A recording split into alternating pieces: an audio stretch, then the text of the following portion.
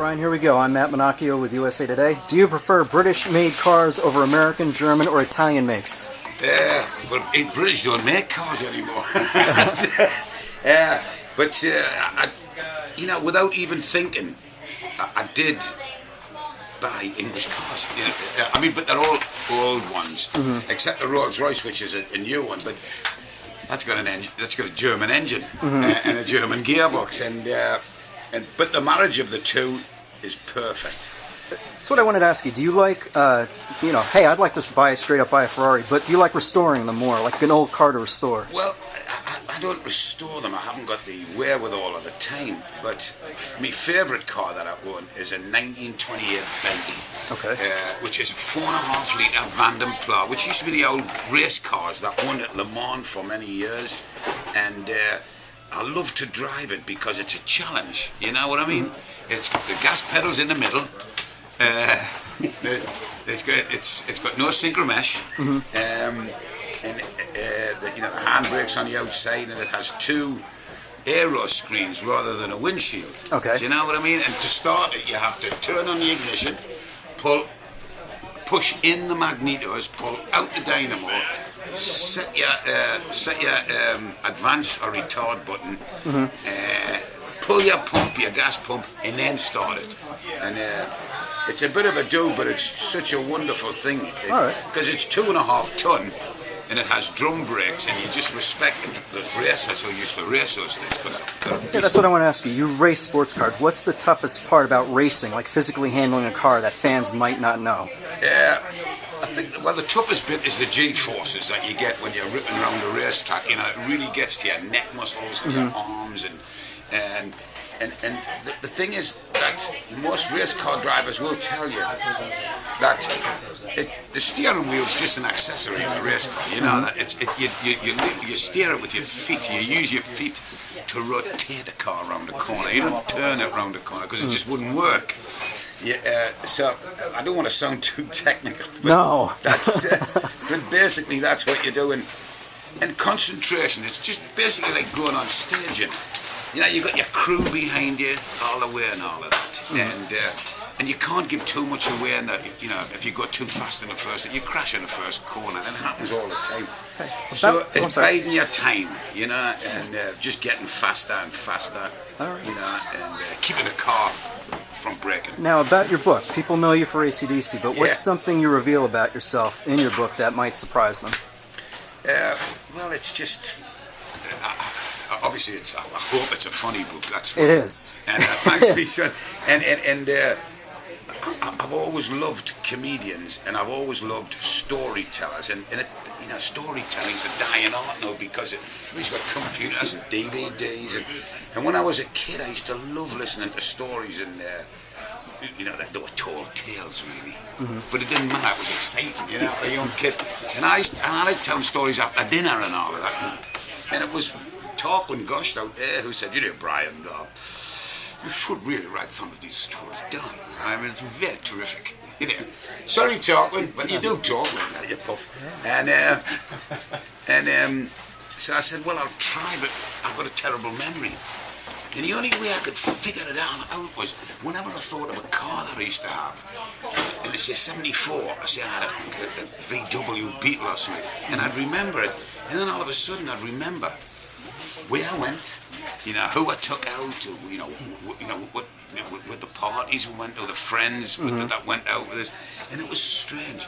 So when I did the Black Ace album, the singer is always the last one to do anything in the studio, because the musicians go in, they get themselves all ready, and they get the sound right, and then you're sitting twiddling your thumbs. So I just took a pencil and a legal pad. And I just started writing, and then I scanned about 5 chapters, and I sent it back to London to Tarquin, and he said, this is bloody funny, Brian, and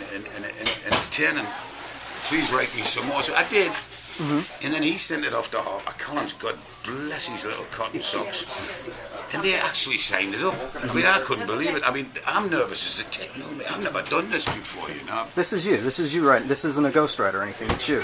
Oh, Oh no, I wouldn't entrust a ghostwriter to write my story. Good. Bollocks, because he would. Oh, this is me and a pencil and a piece of paper, because I can't type.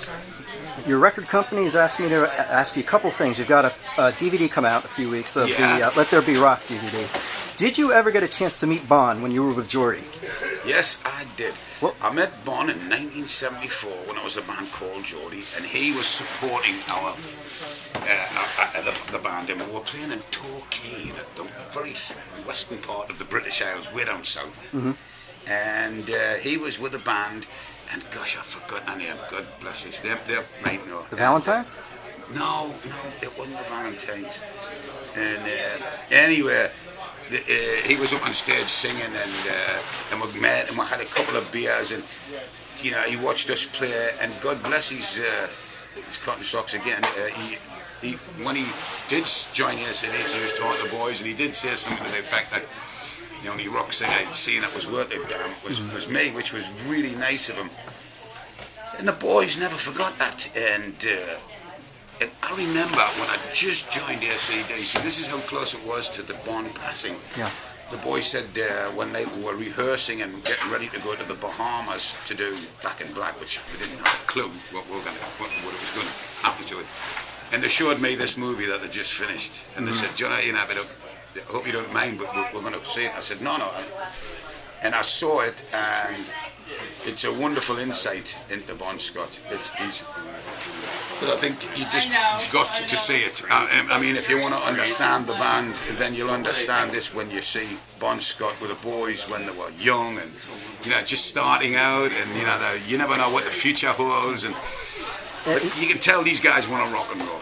You know this from being in Australia. Bon's still huge down there 30 years later. What was it about him? What was it about him that endures 30 years later? Well, I think he embodied everything that was fun, everything that was, you know, never say die, you know, just live life to the full. And, you know, and he had a terrible thing happen to him when he passed on, but, you know, he wasn't a wild man. He was just wild as the other boys were.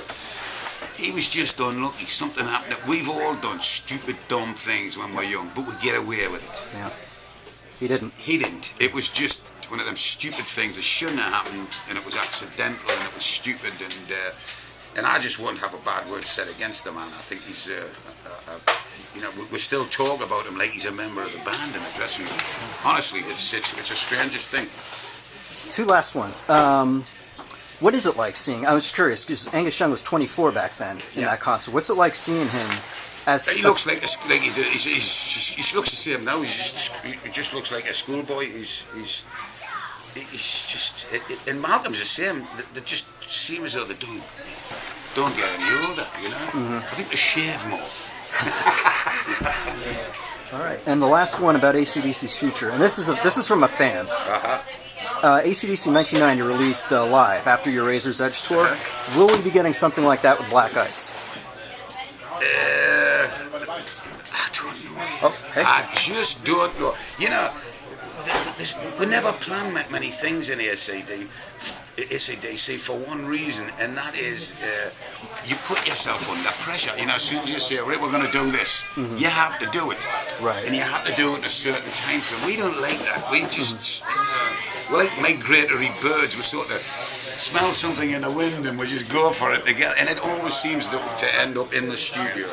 You know? Do you think, are you guys up for one more tour? I mean, it would have to be somewhat soon, I would think. Just Well, you know, we're all pretty fit guys. You know, it's not like we're, you know, it's not like we're unfit or anything. But I can't see why we wouldn't tour again. I mean, I don't know if we could do 2 years again. That was brutal. I mean, that was really brutal. But we didn't set out to do 2 years. It just happened. More and more people. It was bigger than in 2000 when you guys had Stiff Upper Lip. It was a whole other beast. It really was. It was, me son. And we didn't start it anywhere. We just did it the same way. It just got bigger and bigger, and we were just going, what the hell's happening here? And we enjoyed every minute of it. You know what I mean?